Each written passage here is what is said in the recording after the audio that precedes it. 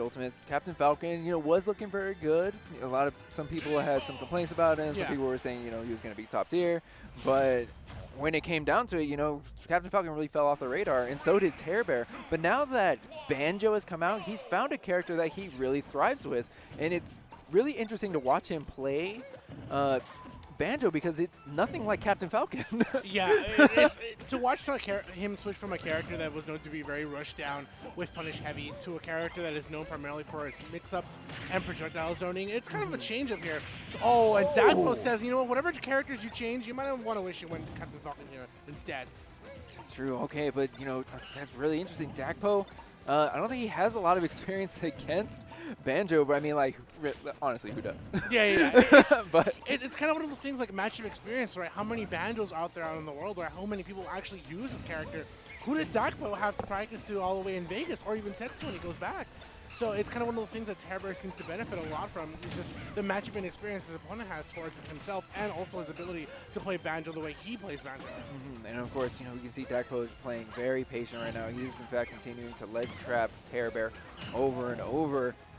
Tearbear is having a lot of difficulty just getting away from these ledge. Okay, rapid jab starting from behind Tearbear, very interesting. Because his hitbox is a little wanky right there. That was really good from Dakpo. He immediately just jumped out of shield, came way back around, and wanted to punish Tearbear for being stuck on the rapid jab. Okay, so one thing I like to talk about, especially with in specific matchups, is resource management. Now, one thing that Dakpo is really going to want to pay attention to, especially from Tearbear, is the amount of Wonder Wings he has access to. Now, he already used one Wonder Wing, which means he's going to have access to 4 more of them. There's a second one, so only 3 more. It's going to reset once Tearbear loses a stock. Or at the moment, that Wonder Wing, that's really the game changer. Yeah, of course, it's a really good option to get at a disadvantage and also come back in with super armor as well. Punish your opponents, a lot of damage there, and even be able to cross up your opponent from that as well. He's got 2 more uses from it, but Dakpo knows I have to hold true. I have him at 118. He's at the ledge. He's the one in trouble here. 4 smash punishing Tearbear for going for that overcommitment. Yeah, and really it's a strong start that we had here in game 1. That's really allowing Dakpo to play back, play a little bit more defensive and patient, rather than being forced to approach Tearbear. Because you can see Tearbear's still trying to play that zoner game, the trap game, but Dakpo is just having none of it. He's going to approach when he's ready, and right at the moment, he has the lead. Yeah. Nice. He immediately escapes from the situation using the barrels. Really good at pretty much situational advantage that Dakpo saw. Okay, hold up. If I'm going to be sent into a tech situation, he might actually try to punish me for that with Wonder Wing, so I have to get away. Dakpo immediately sees the Tearbears at the ledge. He's trying to finish this off with game 1 as fast as possible. And did you see that? So Tearbear had Dakpo in the left side of the stage, and he hit him with 2 up airs, expecting Dakpo to directional air dodge towards the ledge and then put out a grenade just to stop that option. Oh, okay. That was close. Okay, but the back air does stuff out the Wonder Wing. Only 2 Wonder Wings left here in game 1. And we see just a 1-2-3 combo from Dakpo. Okay, Dakpo with a lot of patience. He knows he's at a 2-stock lead, man. He does not have to make the approach. It's Tearbear the one on the back foot. Just an up air out of shield, putting Tearbear back into the air. Oh, nice. Right at the startup. Right at the startup. I mean, the way that Tearbear is playing is very methodical. If he's at the ledge, he's making sure he's clearing up space for him to come back. He'll toss in things like the grenade. He'll use the eggs. He'll buy his time to hold Dakpo on to shield or to force Dakpo to have to respect one of those options, buying Tearbear enough time. But I know that Dakpo, what he's going for is a couple bit of mix-ups here. The barrel's not enough, even though he's able to control him, and he gets the back air after the Wonder Wing. That's right. In fact, that was another Wonder Wing coming out from Tearbear, though. And I believe that if he has any more left, he has 1 more left. Yeah. And this is unfortunately the last of them, too, as well, because he's at 153 of his last stock. Oh, great reaction. Great reaction. Okay, that was a well played, because the way that Dakpo had sent himself to grab the banana, but he immediately forward air right after, pretty much gave Tearbear the slip up. That's what the situation was. Tearbear probably anticipated, okay, he might go back for banana, try a different play, try to reset the banana before it disappears, and the way that Dakpo played that out was really, really well to his advantage. Gets the forward air, gets game 1 here. Tearbear now on game 2. I want to see some adjustments from Tearbear. I do like the fact that he understands Dakpo has to fight through my fortress, which is a mix of things like Nair, the eggs, the grenades, right? But the big thing is that Tearbear is doing is that he's making sure the one thing that's always helping him get through Tearbear is that banana that he keeps in play. Yeah, I really want to just see what the game is going to look like if Dakpo isn't able to get an explosive start. Because honestly, if the momentum and the back and forth that was happening the way Game 1 was kind of going, I think Tearbear would have come out on top if Dakpo had not had such an explosive start. Yeah. So now that I feel like Tearbear's made a little bit of adjustment, he knows to expect that Dakpo can in fact turn on the aggression and really put the aggression onto him. He's going to be a little bit more aware of that.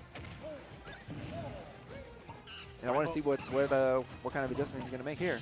Yeah, okay. Gets the rapid jab. This puts Dakpo more towards the ledge.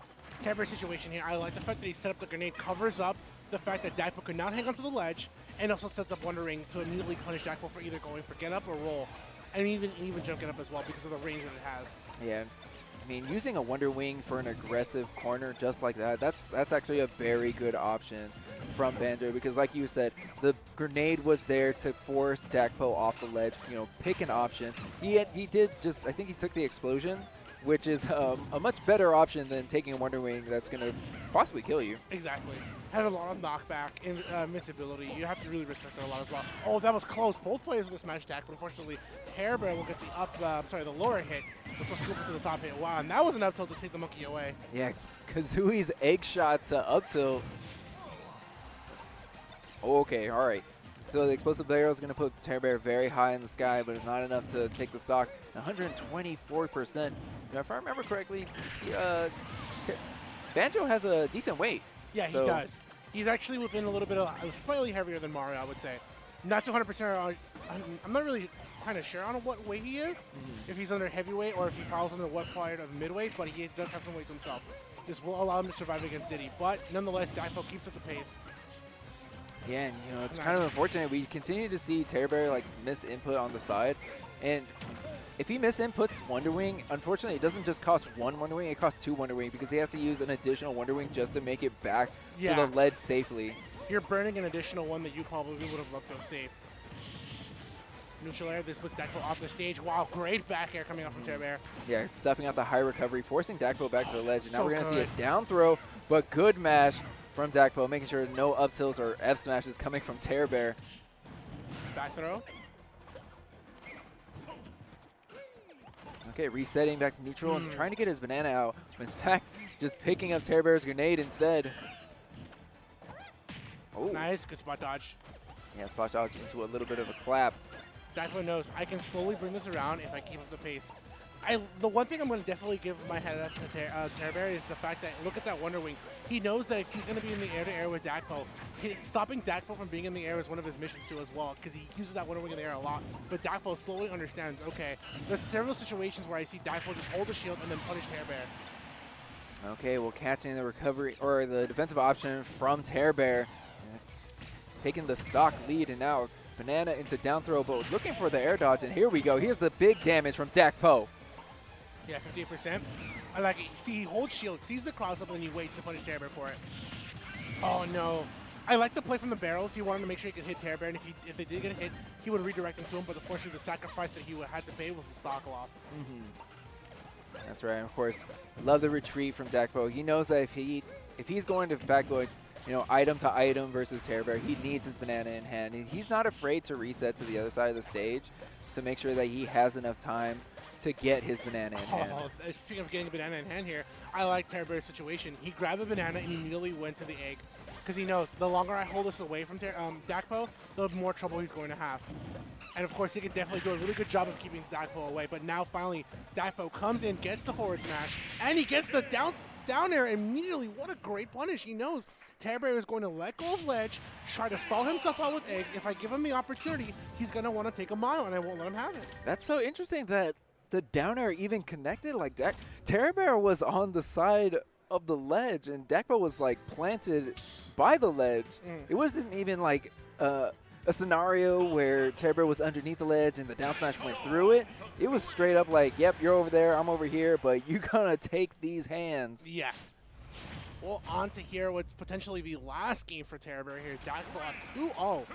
We'll see how things can go here so far. I mean, the one thing that Tearbear is doing is okay, I mean, he's using Wonder Wing quite well. I just kind of want to see his commitment change a little bit because there are times that Dakpo seems to really understand. I don't really have to respect Egg that much if I'm leading in with a banana, and I want to see Tearbear start to slowly whip punishing Dakpo for feeling that level of commitment. Okay, Z drop. Okay, he went for the cheese. He tried to destroy Tearbear, right? He wanted another explosive start here in Game 3. He went for the Z drop and just push off into down air, which is actually a tool that I'm hoping to see from Dakpo if any of his opponents ever counterpick Kalos, because he's very proficient at that. Yeah. Gets dash high. Nice. Tearbear immediately follows suit. I felt that's one thing he was going to see is Dakpo go back to the ground. But Dakpo, that's the one thing he's been avoiding this entire game. He hasn't been getting hit by Wonder Wing because he knows what Tearbear loves to do with him. Nice. Kind of stops himself there from the side special. Okay, and another grenade in hand. Dakpo making great use of it. Oh, he went for the cheese. I love that Dakpo is a fan of cheddar. Nice ult shield. Punish afterwards. Really good. I'm saying if I were Tearbear, I'd kind of slow down a little bit more on those Wonder Wings. This is literally potentially the last game in the set. And unfortunately, that ledge jump kind of cost Tearbear some 16%. And the fact that Dakpo already knows, if you're going to keep going for Wonder Wing, I'll just punish you accordingly as so. You know, I feel like Tearbear is just really trying to look for a roll or maybe a defensive habit that we haven't picked up on, and Dakpo's just not falling for it. Yeah. Another forward air, but using the second jump to stop the momentum, keeping a hold of the first stock of Game 3. Oh, finally gets the neutral air into the up smash. If Dakpo goes for a roll, there's usually no position where he should go for it. But the one thing I do like is that Dakpo does, if he moves with purpose. He uses that side special to close up the gap, making sure that, you know what, if Tearbear is at the ledge, I'm going to keep him there as much as possible. I have Banana to back me up, so if he rolls, he causes himself for a trip, punishes accordingly. Once again with the forward smash, Dakpo has pretty much shut down any of Tearbear's momentum. I know, even the F smash to punish a Wonder Wing too. You know, not only was that a hard punish, but this is supposed to be like your safest move, and I punished it. Okay, and that's only going to give Tearbear access to one more Wonder Wing for his second stock. I mean, you can see he's playing very evasive right now. He's looking for his projectile conversion, maybe just trying to rack up a little bit more damage. Only being at 22%, Tearbear's got a lot of work to do. Look at that. Tearbear is not afraid to give up stage control. He knows that these projectiles, you know, they go about half stage. So as long as Tearbear and Dakpo are about half stage apart, then he's still going to be able to punish him from afar. Yeah, what Tearbear knows, Dakpo respects. And he knows, you know what, I'm not going to go ahead, and if you want to play eggs, that's fine. I'll keep my distance, and I'll find that opportunity in which I can get in. Bring in, trying to get it down tilt, but Dakpo now resetting to get his banana back. Oh, trading projectiles. He traded projectiles, but he eventually took control of the ground, which brought him the situation here. A dash attack. Pretty much Dakpo's ledge guard here. Can he get a Z drop or an opportunity to just let go? I like it. I mean, this is really Dakpo's control right now. No Wonder Wings left for Tearbear, so he doesn't have to worry about an invincible side B that's going to, you know, possibly cause harm and break his momentum. And there's the back air to punish the grenade, resetting all the Wonder Wings from Tearbear, but also putting him on what could possibly be his last stock here in winter semis. Charging that up smash. I don't know what you're going for, Tearbear, but Dakpo is going to get a slight punish with just an F smash. Okay, retreating to his banana. Now Dakpo eating the grenade. With banana in hand, Tearbear is going to just retreat to the other side of the stage and really try and play the patient game. I do like the way that Tearbear continues to use the eggs from Kazooie, because he'll go for the lob shots, which are bouncing off the platforms. I don't really see many Banjos utilizing that tech, but it's just another way that could possibly pressure him, especially with the way that they bounce. It's a little unpredictable about where those eggs are going to go. Yeah. Each egg has a different bounce, so you don't have a particular pattern, especially the way that Tearbear understands that. He knows if they're bouncing around, it's hard for Dakpo to predict it, but I like the fact that Dakpo just backs off, says forget it. I'm going to give him a little bit of safe security, and then I'll pull out Banana at the same time. And look at how much control. Now if Tearbear has to fight back, that Banana was in play for a reason. That's right, and just look at the way that grenade bounces. Really unpredictable as to where it's going to go. You weren't sure if it was going to land on top of Dakpo or behind Dakpo. But using the grenade recovery, that's just really smart. Yeah, it put a little bit of damage onto Tearbear, but it also saved him from having to utilize a Wonder Wing, which this being his last stock, he's got a finite amount of them. You got to make great use of those. Nice, gets that only neutral air into the up air. Dakpo slowly taking time once again. He knows 2 minutes on the clock. I have no reason to push myself until I get that indefinite read like so. And Dakpo with a 3-0 fashion over Tearbear, one of Texas' former finest, now living in Vegas, puts on a show.